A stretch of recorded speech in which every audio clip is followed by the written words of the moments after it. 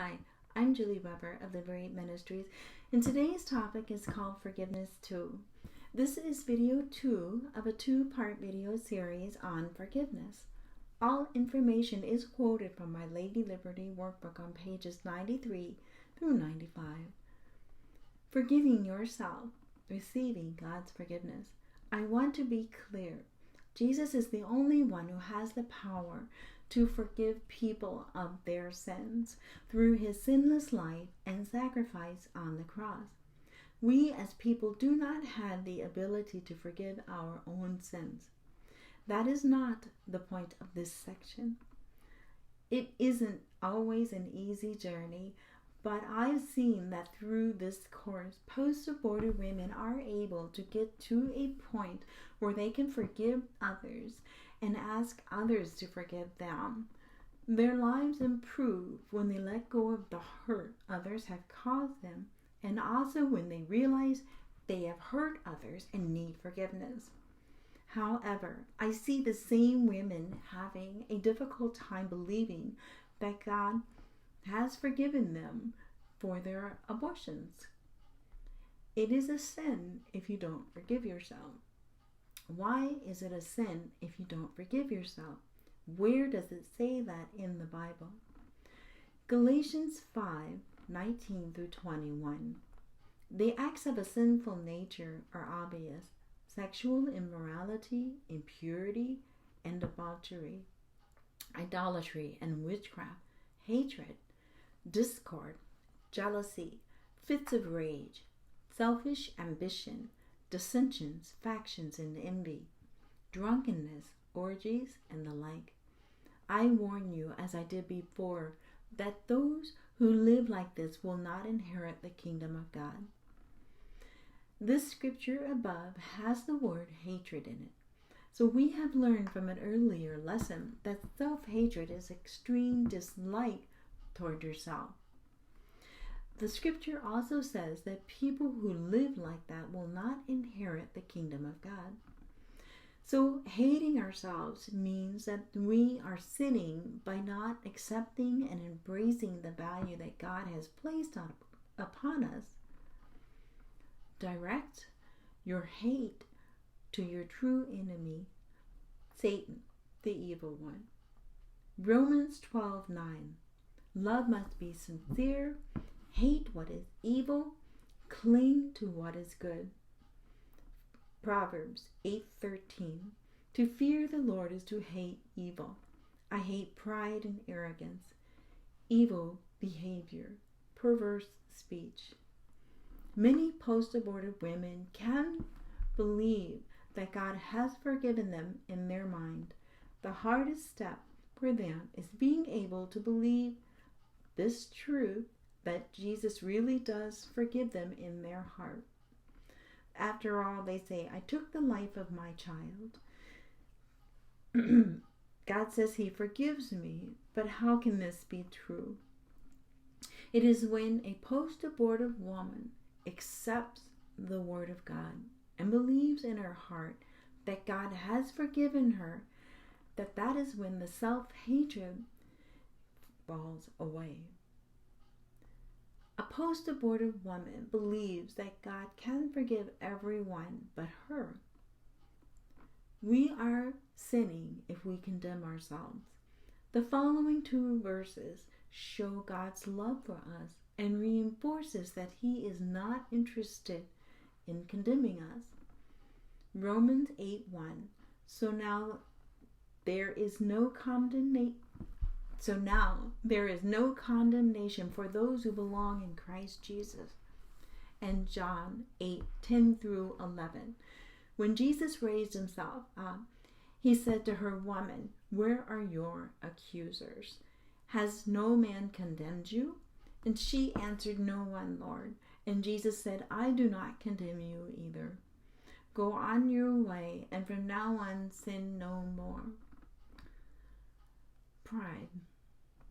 Did you ever stop to think that if God has forgiven us and yet we don't receive his forgiveness, we are walking in pride?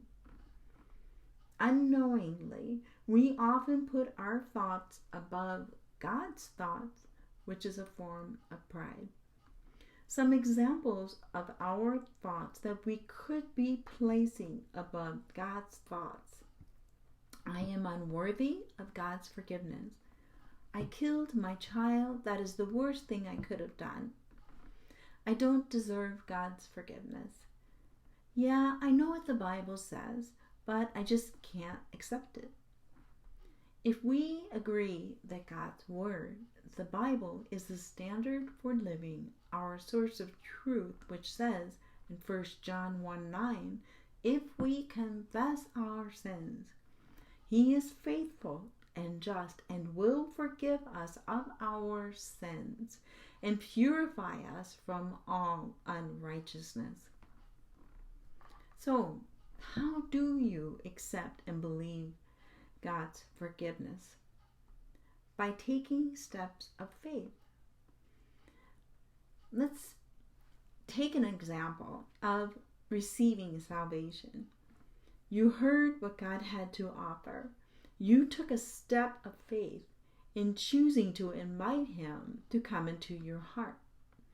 You repented and asked Jesus into your heart, and He came.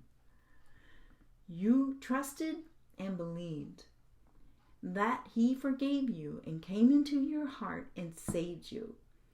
Later came the feelings of being cleansed and renewed and saved. When it comes to healing, miracles, salvations, forgiveness, or any subject mentioned in the Bible, we need to accept God's Word as truth on the subject. That way we can read and receive what God has to say on forgiveness. I have a quote here by John Bevere. When it comes to the Word of God, believe what you read rather than reading what you believe. We are supposed to love our neighbors like ourselves. So how can we love our neighbors if we don't love ourselves? We must forgive ourselves and let ourselves off of the hook just as God has done for us. This course and this lesson are all about helping you get to a place where you can receive God's forgiveness deep in your heart so that you will never doubt again that God has forgiven you unconditionally. Okay. Forgive yourself. Forgive others. We can forgive, and we do. A study that was conducted by the University of Michigan Institute for Social Research found that nearly 60% of a nationally representative sample of 1,423 Americans report that they have forgiven themselves for past mistakes or wrongdoing, and 52% say they have forgiven others. Middle-aged and older adults were more likely to forgive than were the younger adults. In those aged 45 and older, forgiving others was linked with better self-reported mental and physical health. The benefits of forgiveness seem to increase with age. Forgiving those who have harmed you has a favorable impact on physical and mental health.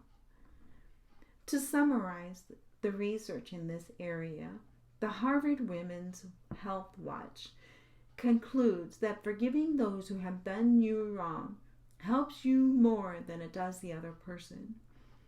Nursing a grudge creates stress and raises the blood pressure, but forgiving someone lowers your blood pressure and heart rate and also reduces the workload of the heart.